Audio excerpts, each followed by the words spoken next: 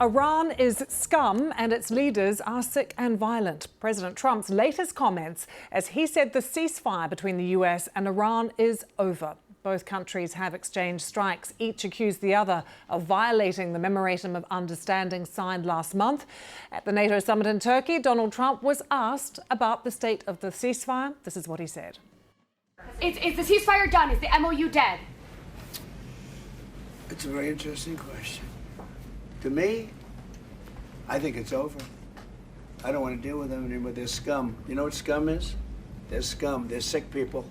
They're led by sick people. And they're vicious, violent people. And if they had a nuclear weapon, they'd use it. As far as I'm concerned, it's over. I'll speak to our negotiators. They want to negotiate. They're good people. Steve Witkoff, Jared Kushner. But they have to come back to me.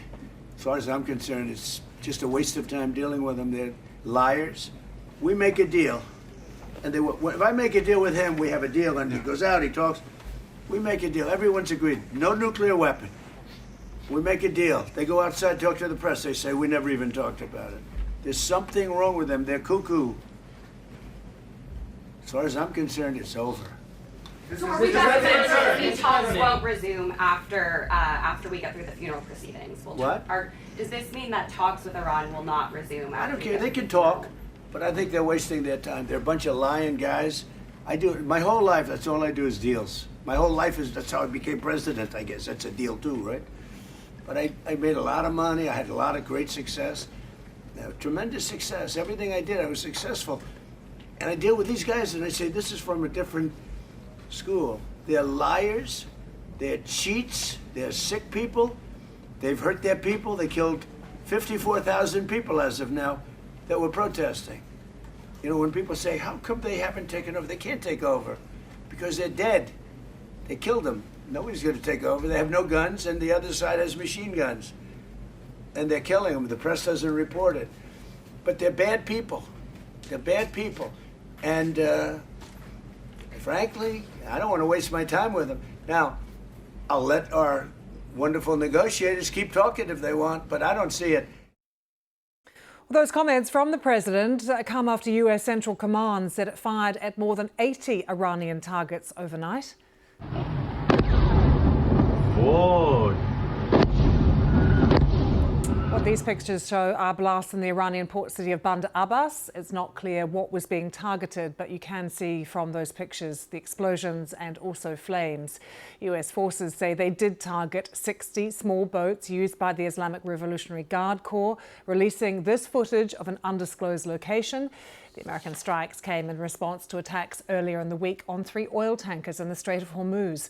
Iran has not directly claimed responsibility for that, but Tehran has condemned the latest US strikes. And in response today, Iranian forces say they have targeted US military sites in Bahrain and Kuwait, claiming to have struck 85 sites with missiles and drones. Let's remind you about this memorandum of understanding that was signed between the US and Iran, designed to end the fighting. President Trump signed it back on the 17th of June and set out a 60-day timetable for a final agreement between the sides. Talks in Switzerland the next day were almost immediately postponed, but eventually moved ahead a few days later. And there have been low-level technical talks taking place behind the scenes. That happened through Qatari and Pakistani mediators. And at the start of this month, Qatar said there had been positive progress on issues in the memorandum.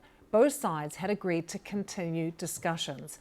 And then last week, Vice President J.D. Vance said talks in Doha were going well. Both sides, though, continue to trade limited strikes and threats 20 days into that 60-day timetable for a final deal. So these comments from President Trump are not the first to cast doubt on the ceasefire. Let's get some analysis from our security correspondent, Frank Gardner, who is at the NATO summit in Ankara.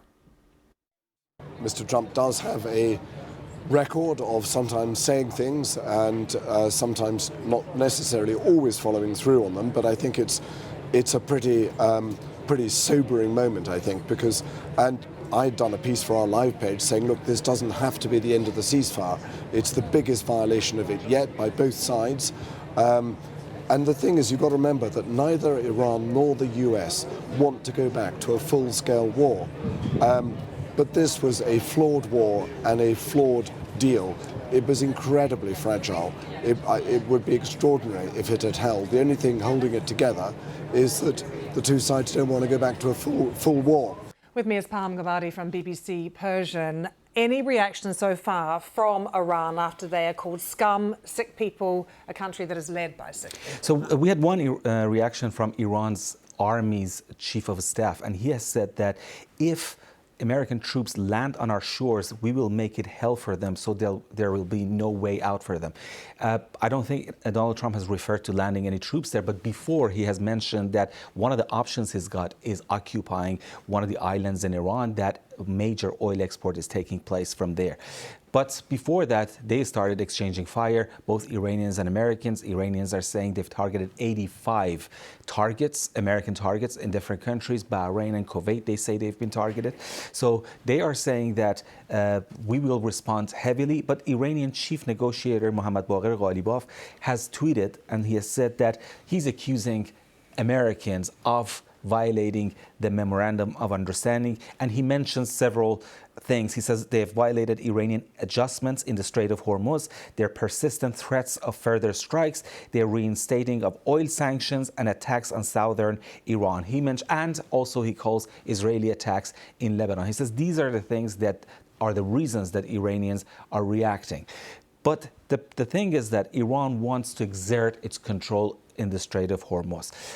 According to the memorandum of understanding, they're not going to charge for 60 days, but it's vague. It says that Iran can do some adjustments. What are these adjustments? How are Iranians going to manage the Strait of Hormuz? So Iran does not want any ships to go through Oman because they want to have the control, because they're saying that a few days ago, Iranian ambassador to China said that after the 60 days is over, we are going to get some fees. They say it's not a toll, but it's some fees. And the reason for that is that this is an infinite source of income for Iran, whereas oil waivers, as you can see right now, they can be just cancelled in a minute or if anything develops. So, Paham, where do you think it leaves talks? Because we had heard that through the Pakistanis and the Qataris that some limited progress was being made, and the talks were happening.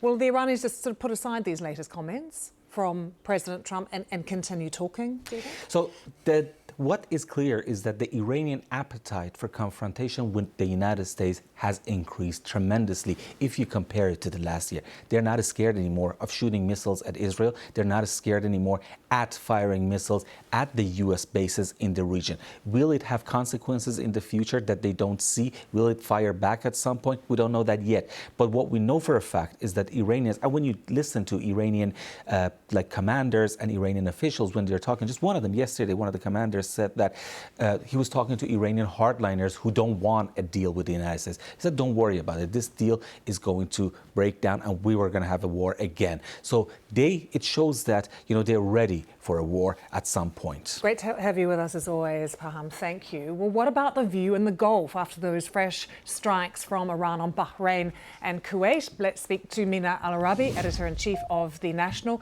a daily English language newspaper, joining me from Abu Dhabi. Hi, Mina, good to see you as well. What has been the response to those strikes?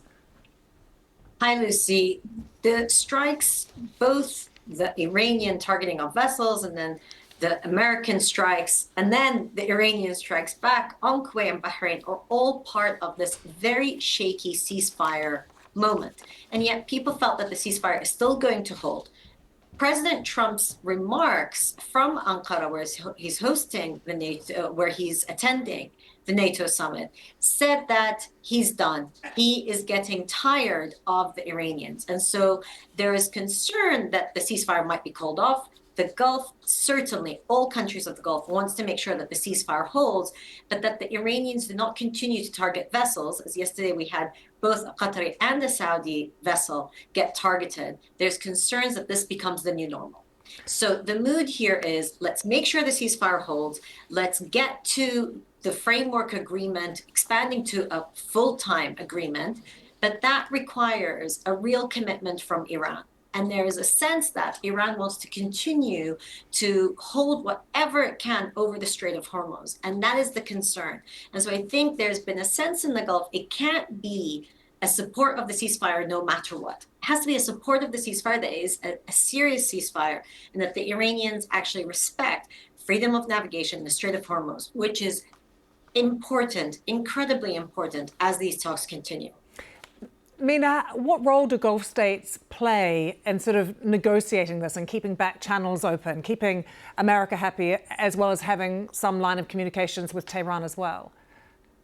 Qatar is incredibly important. Of course, they have become principal mediators. They work, of course, with Pakistan, but they are really the principal mediators that got us to the signing of the Memorandum of Understanding in the third week of June. They, of course, having one of their vessels targeted, but also previous to that, a Qatari citizen at the end of June was also killed because of military action. They are continuing to say, we want to make sure mediation works, but they also have said in the latest statements from the spokesperson from the Qatari foreign minister saying that they will hold Iran responsible. Oman is playing a very important role. They want to see what benefit they can get from any agreement over the Strait of Hormuz. You had the Sultan of Oman go to both Paris and London last week to try to get a European support for some sort of waterway administration and management. Of course, the rest of the Gulf states, Saudi Arabia, the UAE, Kuwait, and Bahrain are all invested in making sure not only the strait stays open, but also that Iran doesn't feel that it is free to lob missiles, projectiles, drones when it sees fit. And the role they're playing behind the scenes is there are talks with the Iranians, indirect talks from some of these countries, but of course, all of them are talking to the Americans also to make sure that any long-term agreement ensures the security of the Gulf and ensures the security of the waterways. Mina, great to have you with us as always. Thank you.